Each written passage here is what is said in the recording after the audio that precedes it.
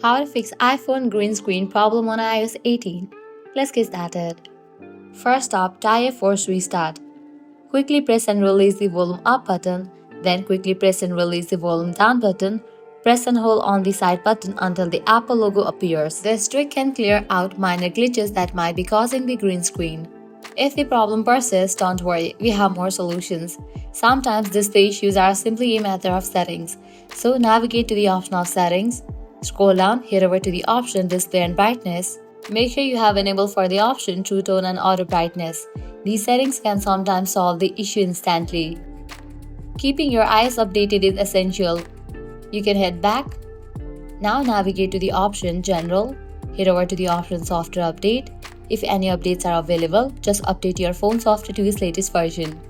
Outdated or buggy apps can sometimes cause the green screen problem. So, launch your App Store. Then, click on the profile icon given at the top right corner. Click on the option Apps. With that, you're gonna find the list of the apps. If you find the option of update for any of the app, click on it and update the app to its latest version. If none of these steps work, try resetting all settings. Launch your settings, go to the option General, scroll down, click on Transfer or Reset iPhone. Click on Reset all settings.